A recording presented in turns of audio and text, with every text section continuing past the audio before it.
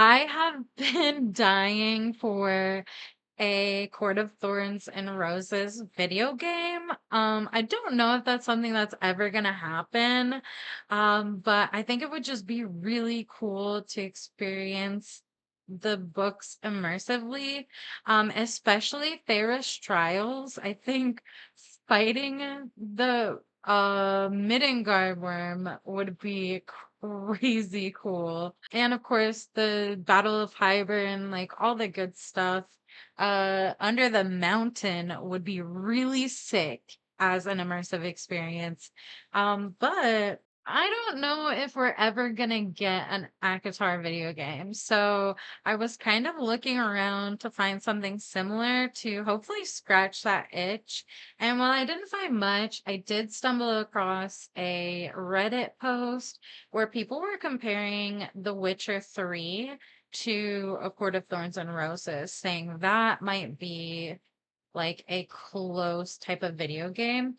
I have never played any of the Witcher series. I've never watched anyone play them. I'm not even sure if I know anybody who's played them, but I'm going to check out the Witcher 3 trailer today and see how it compares to how I envision A Court of Thorns and Roses in my mind. So let's get into that. 1010, one of the best games ever made. Amazing. Okay, these are some good ratings. Wolves asleep in midst the trees, bats all a-swaying in the breeze. So right off the bat, that song is beautiful, but looking at this, I immediately kind of feel like it reminds me of a different book completely, which is Sea of Ruin by Pam Godwin, because it's set in like the 1600s, I believe, that sort of pirate era. And maybe it's the ocean doing it to me, but even the ships in the background, I think that's a lighthouse or some older buildings. I would say yes, this matches A Court of Thorns and Roses. It very much reminds me of the human realm before Farah is taken into the fairy realm or the fae realm. So it's giving kind of the same era, that But one medieval. soul lies anxious, wide awake, fearing all manner of ghouls, hags, and That's a creepy doll. wraiths. Nice tune. Been a while since I heard it last. Folk have forgotten it. Got other things on their mind. Things like me. Oh, a little flirty. Maybe that's a hint of romanticy. They paid me for you. Or not.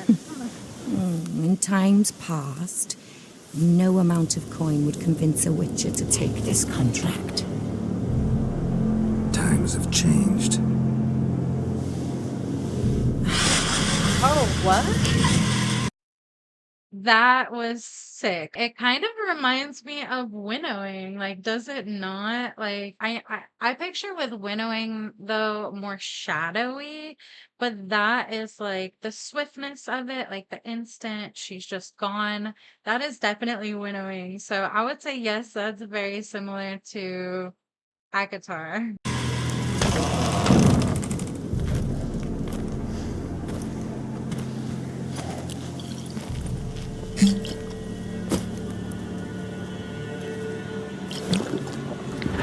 Okay, you gotta have a drink before you go chase this whatever monster, I'm assuming. Oh. Did he just poison himself? This is nothing to do with like the book, but just that was really cool. Like the blood drop from his, oh my God. The cinematics of that was pretty incredible. Eyes. So the eyes kind of like remind me of how all the High Lord's eyes, I'd imagine they'd have that sort of glowy intense look, just in various colors. So that's another similarity so far.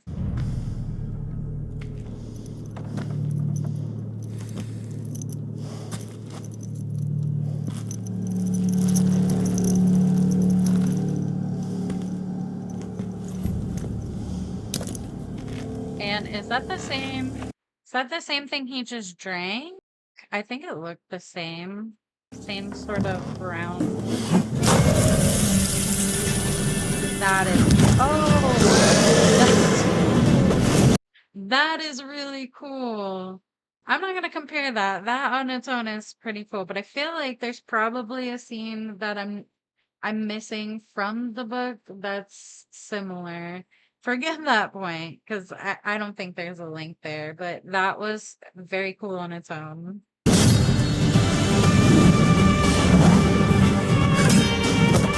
Whoa.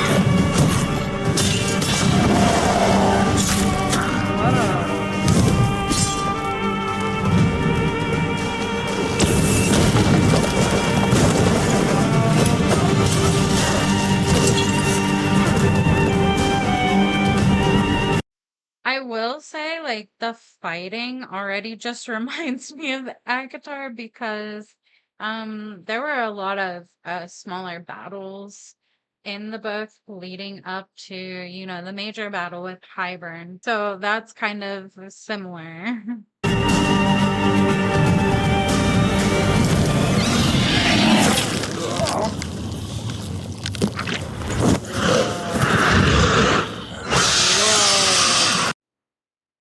That's not good. And as like the monster, whatever she is, vampire, I guess, is very similar to what I picture like the water wraiths to look like, minus the like guild ears.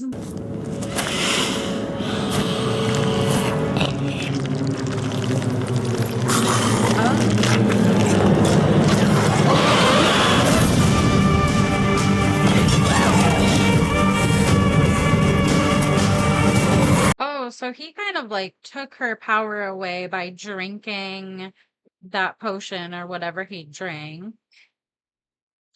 Okay, I see. I don't think that I can show this part though, so I'm gonna just watch it.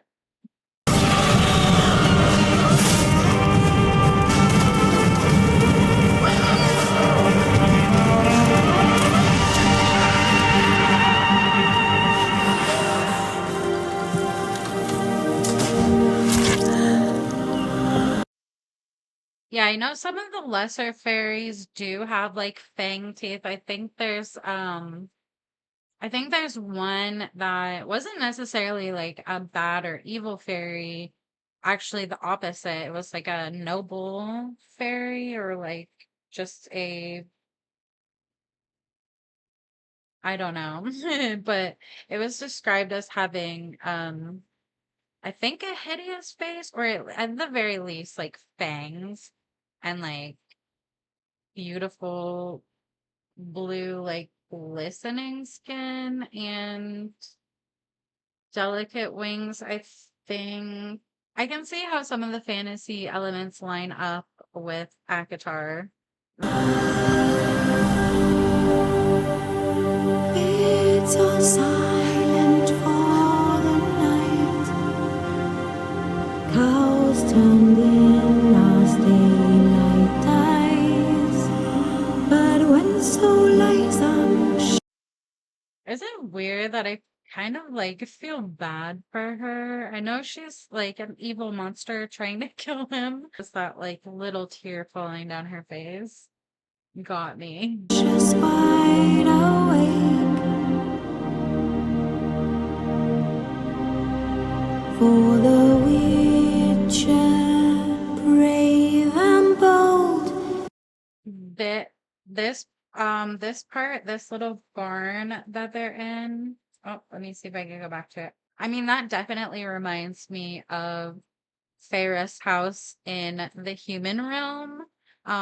It's definitely giving that medieval, like very everything handmade or built by hand feel. Let's see if there's anything else that lines up with this trailer. Brave and bold, paid in coin of gold. He'll chop and slice, you cut and dice, you eat, you uphold. They did ride horses everywhere, so I mean, there's a horse, so that tracks. Eat, you hold. Okay, and this little city in the background, this very like I could definitely see that being one of the courts for sure. Maybe I'm with I don't know. I couldn't say which court. The lighting is different. I mean, lighting in a book is kind of your imagination, but like I picture this could definitely be one of the courts, but I can't say for sure which court.